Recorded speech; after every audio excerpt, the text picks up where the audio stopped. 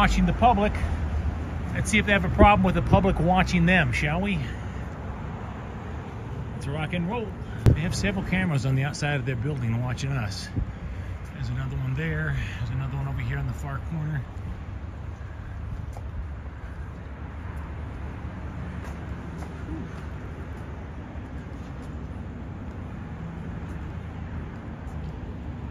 But the windows are practically mirrors. Look at this one.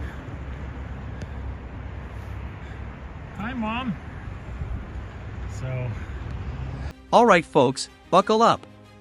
Today we're in Los Alamos, New Mexico, the legendary birthplace of the Manhattan Project.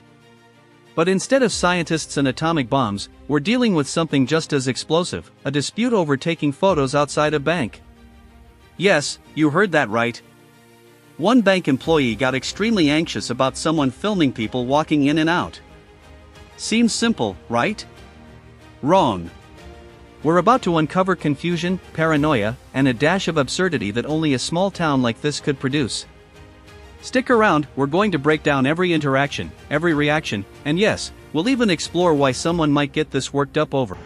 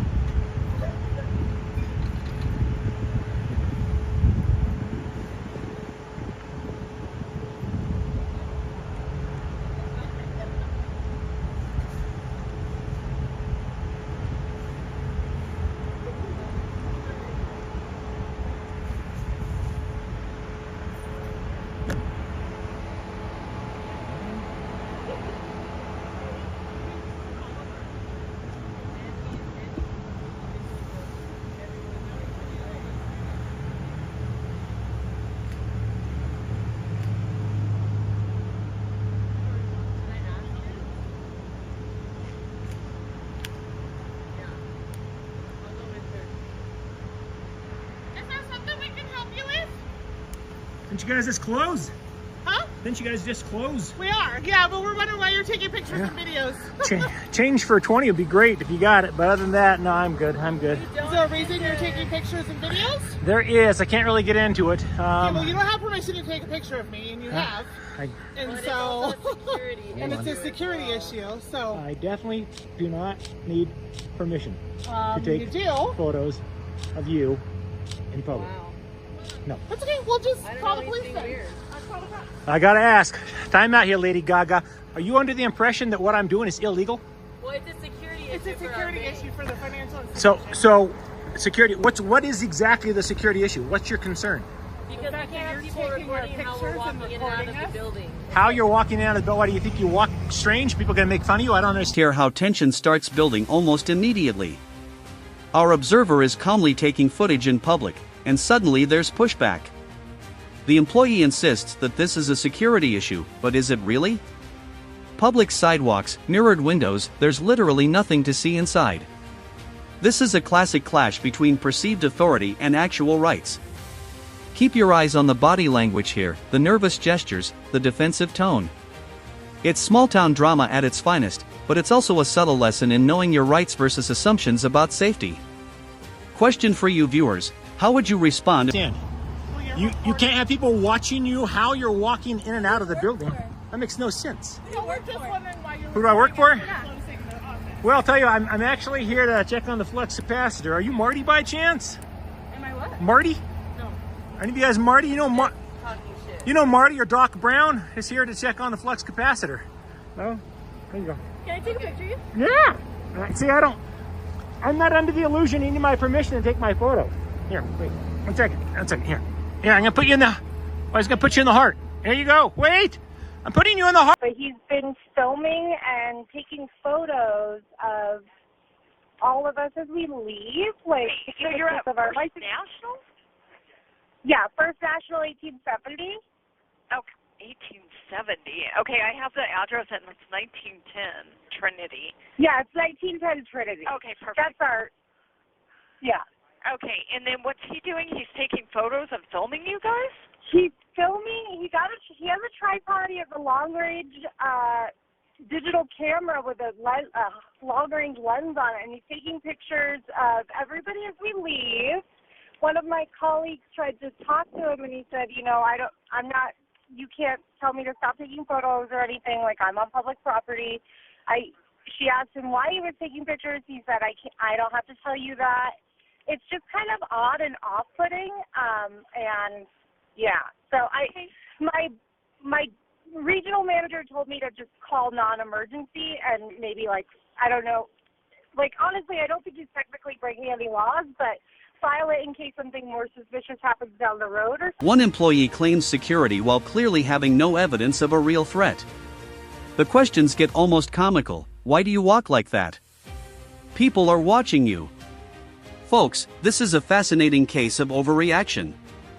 From a legal perspective, nothing here violates the law. Our observer is on public property with public visibility. But human psychology is fascinating. Fear and perceived authority can escalate situations quickly. And here's the fun part, he handles it with calm humor, diffusing tension while still asserting his rights. That's a skill everyone should learn. Okay, and tell me your name again. My name is Kelly. What is your phone number? 505-660. And I know it seems obvious that it would be a guy with a camera, but could you give me a description of him? Yeah, he's wearing light blue jeans. He's got a blue and gray, winter jacket, windbreaker material, black hood, dark sunglasses, probably late 50s, maybe early 60s. He's got a tripod. Right. Before his iPhone. Okay. Ethnicity, can you tell if he's either Anglo or Hispanic. Yeah. Anglo or Hispanic. He looks like kind of an older landlord dude. And is he thin, medium, or heavy built? I'd say medium build, maybe 5'8" or 9. Okay. Not super tall. Yeah. Okay. All right. We'll check it out. Okay, thanks. He's still here and filming, so I'm just going to hang for a minute. Okay, thanks. Bye. Thanks, bye.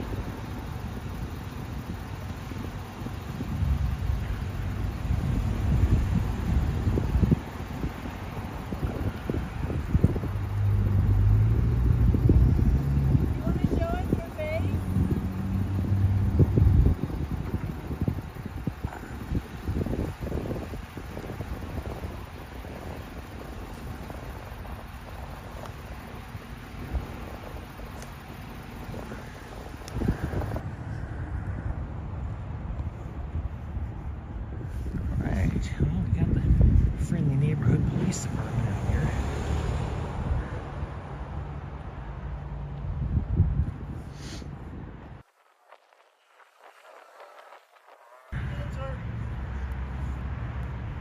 If I come talk to you a little bit? It's free country, brother.